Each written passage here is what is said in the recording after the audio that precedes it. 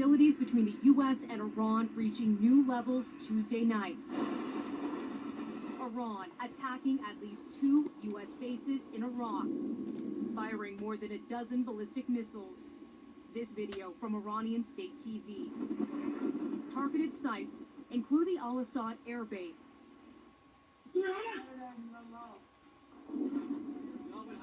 Blasts can be heard in this footage, believed to be filmed at that base. In December 2018, Donald Trump visited American troops at that same air base in Anbar province. A statement from Iran said the fierce revenge by the Revolutionary Guards has begun, and it's warning the U.S. not to retaliate. Iranian state TV said the attack on U.S. targets was in revenge for the killing of Qasem Soleimani, a top Iranian general in a U.S. drone strike last week in Iraq's capital, Baghdad. The U.S. president says he authorized that strike to prevent imminent attacks on Americans. Yeah, a lot of questions are being asked in Washington and across America, though. Hours before the latest escalation, Trump was asked in the Oval Office if the U.S. is prepared for attacks from Iran. We're prepared. We're totally prepared. And likewise, we're prepared to attack if we have to, as retribution. The U.S. Department of Defense confirming the missiles were launched from Iran and tweeting in part, as we evaluate the situation and our response, we will take all necessary measures to protect and defend U.S. personnel, partners, and allies in the region.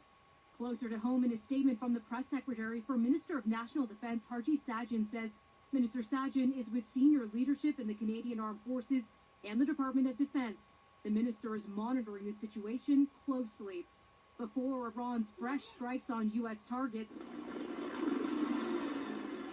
the Canadian military revealed it's temporarily moving some troops due to security concerns. The update coming Tuesday from the Chief of the Defense Staff, General Jonathan Vance, in a letter addressed to families of Canadian soldiers about the now paused efforts in Iraq that fall under Operation Impact and the Canada-led NATO mission training local forces in the fight against ISIS. In the letter, Vance says over the coming days, some of the roughly 500 military members in Iraq will be moved temporarily to Kuwait. He explains, simply put, we are doing this to ensure their safety and security. The move follows a similar withdrawal by Germany and other allies who've reduced the number of their troops in Iraq. And another development Tuesday, a stampede breaking out at a funeral service for... So today, my friends on YouTube, my followers, today is a sad day for Iran.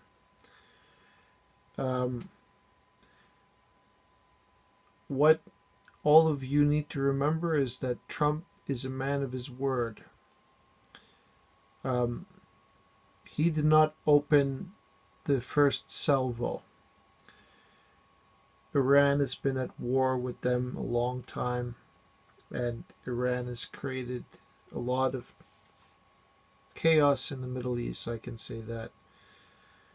If you remember Saddam Hussein, many of you might condemn the Americans' actions to go into Iraq and topple that man. Just hate him or like him, he did produce 45 years of peace, approximately.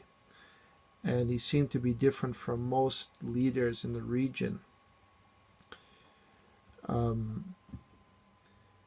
Unfortunately for Iran, the Americans promised.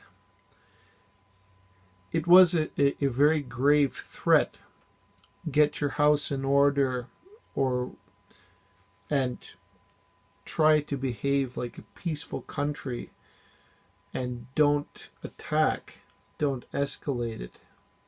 It's not so much a command as it is a plea to an enemy. Please don't force us to do something we'll regret, kind of idea. There's a saying that I got from Jordan Peterson, which was, those who have weapons, swords, something like that, and who are determined to keep them sheathed will inherit the earth. He was quoting the Bible. And so it's kind of essentially what you'll see next will probably be something like a display of the might of the US. At least that's what Trump promised. And my hope is that Iran can be a little bit wiser in this moment. The attack was very unwise, some kind of nonsense for Soleimani, well, to avenge his death, let's say. But as Trump pointed out many times, this administration is not like the old U.S. administration. It's different. This one is not to be trifled with. And to show respect to the United States is the key. That's what Trump said in his address earlier today. That's one of the things I took away from it. The U.S. is to be respected. So Iran didn't enter Iraq. They fired from within Iran. They fired their ballistic missiles and they attacked the U.S. bases. And now they forced the U.S. to answer in kind. I feel terrible because, I believe that Trump doesn't want a war, but that he's prepared for war if necessary. And if the adversary doesn't learn their place, then they have to be reminded of that. Iran seems to be under the impression that the Middle East is free for them to take over as they see fit. They want to be the new power now, after the fall of Saddam Hussein and Gaddafi and so on and so forth. Iran wants to essentially run the Middle East. Many of you know it if you're following that kind of thing. That they make inroads in Iraq to try to take the oil fields and use the money for their own ends. But never forget that Iran is not to be underestimated either. Not about sheer strength or might, but the fact that their nuclear aspirations is a very dangerous idea in this time. That's what Trump is ultimately trying to aim for, at least in practice. Denuclearization of many countries that are hostile. He put the proposition to Kim Jong-un. Trump is reasonable in that sense because he'll let you have anonymity as long as you're not trying to pursue nuclear aspirations, because that's a dangerous idea in any iteration. So I wish that Iran was more wise in this moment. Soleimani is just the beginning. They don't have any idea really what's going to happen now. But as a Canadian, I feel embarrassed and ashamed that Trudeau would withdraw our troops away from the battle. That to me is a sign of cowardice. The Canadian Armed Forces are well trained, very well trained people. Many of you don't remember it, but I do because I was there. That the Canadian Special Forces were once the favorite, let's call it pre-war troops.